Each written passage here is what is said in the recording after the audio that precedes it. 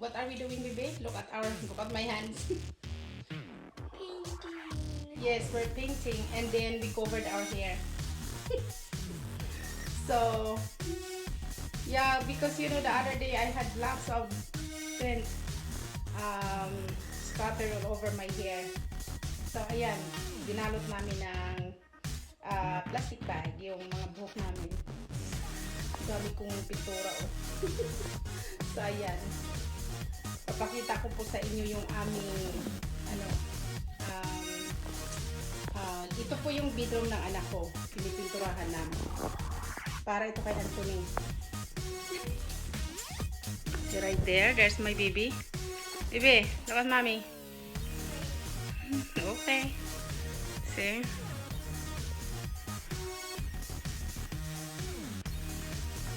Anthony's baby, Anna Marie. See, we're painting Anthony's bedroom right now. And there's Anthony. See, he's working on his bedroom. Yeah, I'm helping him, of course. Good job, Kuya. Good job, Anthony.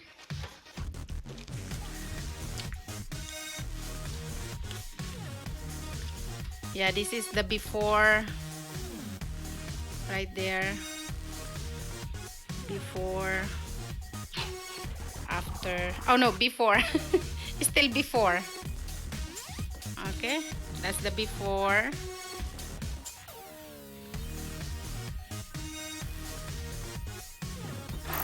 There's my baby. Get $100 off instantly on select Goodyear and Cooper tires. Request an appointment today.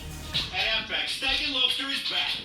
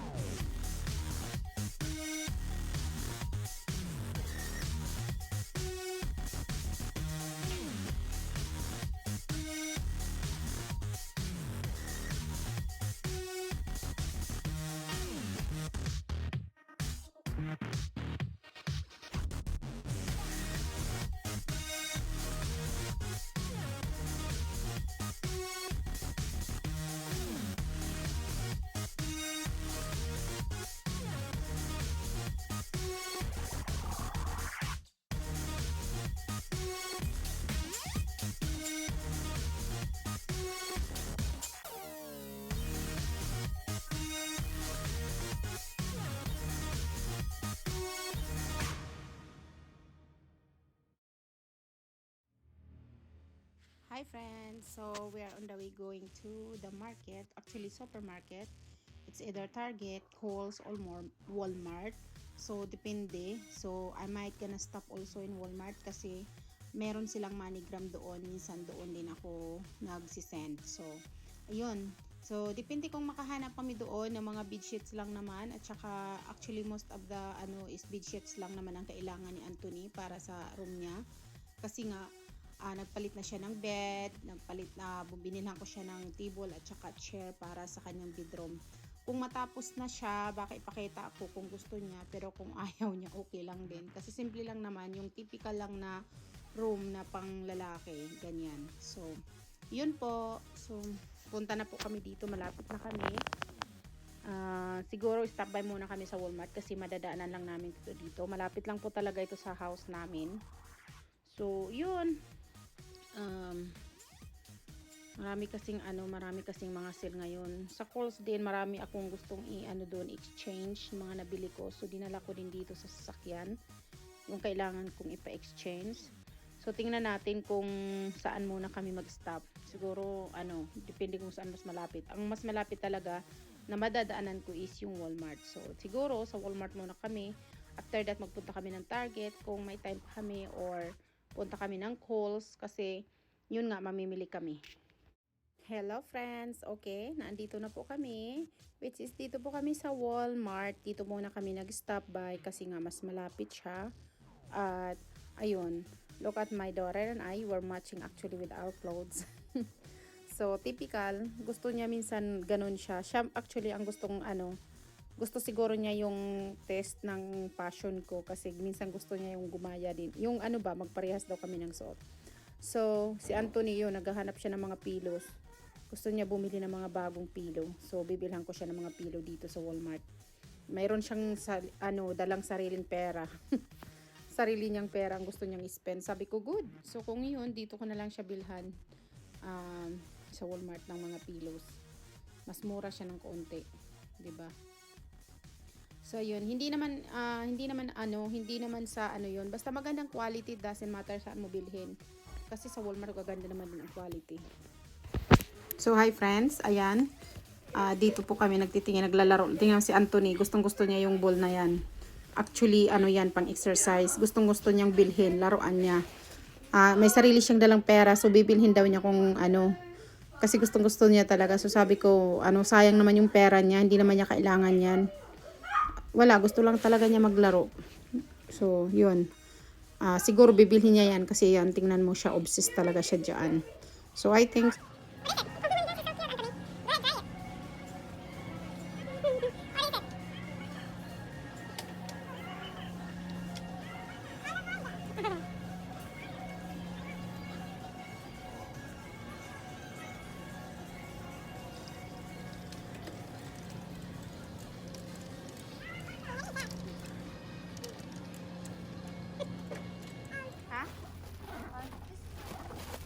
getting a pillow from Walmart. This is what? This is your type. Oh yeah, what color is it? It's white. And then it has some gray and some of the... Did you have king? Is That's a queen. We need king. Our bed is king. But I like this one. Oh yeah. Yeah, Marie, this would look on your bed. Oh, I... You have a queen bed. Yeah. Oh, yeah, that was a queen. Anthony, this is green. Mom just likes that. Okay, let's get. This is really good with your bed, Anna Marie. Look at these long pillows. Which one? I didn't want that. I already throw away. Good job. Okay, you do it again. Oh, yeah, here. Wow, good job. There's a new cashier in town. Okay.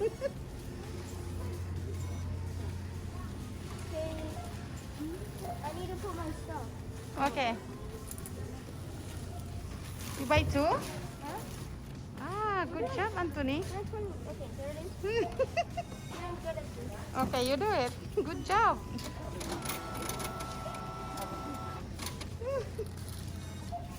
Good job, Anthony.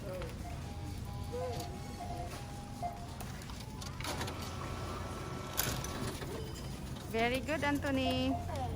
That was a good $5. That's the change, yeah. I am. It's a weird money. Does this work? Let me see the change. Disgusting. Okay. It was disgusting. Very good. Ah, Galing, oh. Marunong na siya magbayad, oh. Good job, Anna Marie. You know how to do it?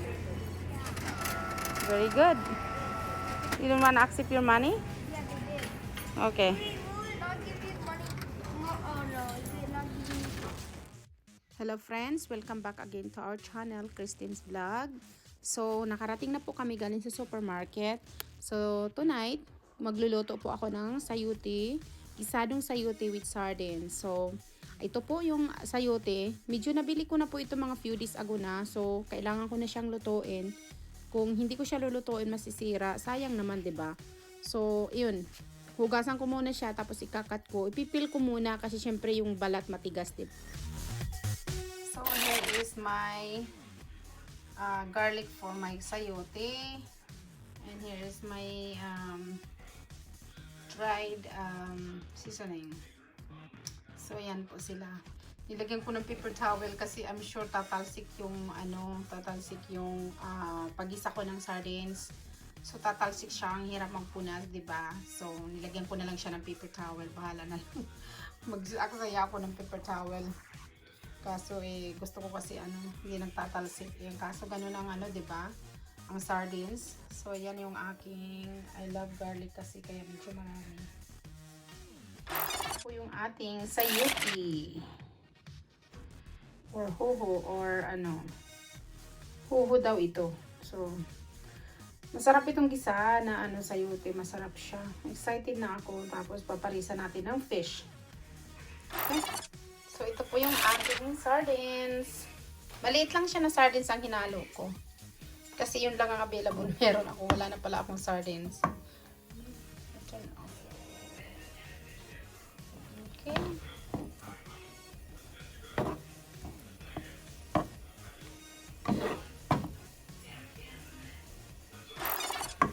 So, ito na po yung ating sayoti. Guisadong sayoti. Antayin lang natin maluto. I'm not sure how long it's gonna take. Maybe siguro mga 5 minutes or so. So, okay. Our guisadong sayoti is done. Yes, it's done. That's it. I turn it off because I know it's done. Come on, Anthony. Wait, can you mark my height again like last time? So, kain tayo with sayoti and fish.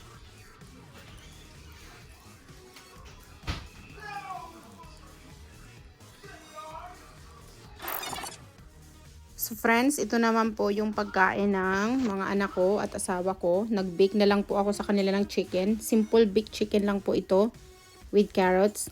Tapos meron din po akong baked potatoes. Kasi nga, syempre hindi naman yan sila kakain ng sardine at saka sayote, diba?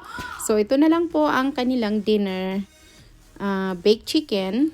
So ayan o, niroast ko siya. Parang nilagyan ko siya ng lahat ng mga seasoning na yan is dried rosemary po ang hinalo ko dyan para mabango at saka olive oil, salt and pepper, ganyan lang po. Tapos kaunting soy sauce, ayan siya oh.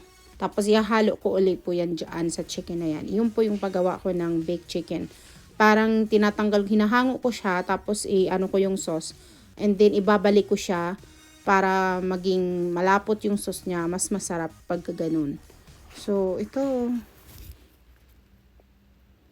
Balik ko na po siya dito. Ayan siya, oh. O, diba? Ganyan po ako ganyan po ako mag-bake ng chicken. So, that way, para siya naging crispy at the same time, parang ano siya, lalo siyang sumasarap talaga. Tapos ikat mo lang siya ng konti para mag-soak in nga yung sauce. Ganun lang. Tapos masarap ito sa Mang Tomas na ano, Mang Tomas, baka naman po. No, joke lang po. So anyway, we love Mang Tomas of course. Yung barbecue, ay yung seasoning, yung pang-dip siya sa mga barbecue, ganyan. Masarap po ito. Yes, many times na po ako nakagawa nito. Almost every, I think in 1 month, mga 2 times yata ako nagbibake ng chicken. Kasi madali lang siyang lutuin. Napakadali talaga. So, ibabalik ko po ito siya sa oven. Mga at least 10 minutes to 5 minutes para lang siyang maging ano yung sauce niya.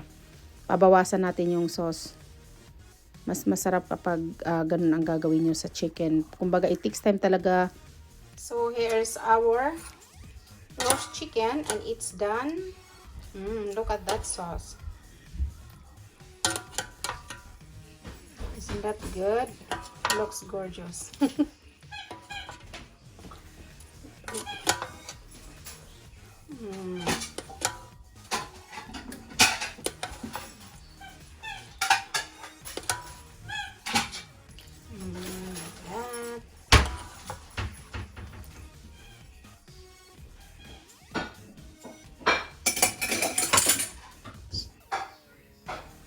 Friends, that's it for our video for today.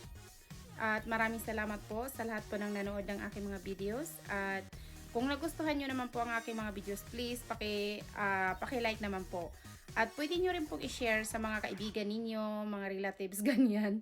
At feel free pong i-share ninyo ang aking mga video. Okay lang po talaga sa akin. At kung meron po kayong mga comments and suggestion, sasagutin lahat ng mga comments ninyo at doon ang mga tanong nyo sa akin.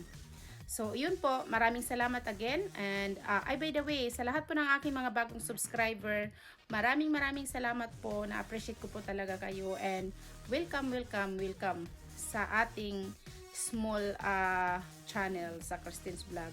Sana mag-enjoy pa po kayo at magtulungan din po tayo. So, yun. Bye-bye. Maraming salamat. God bless us all. Bye!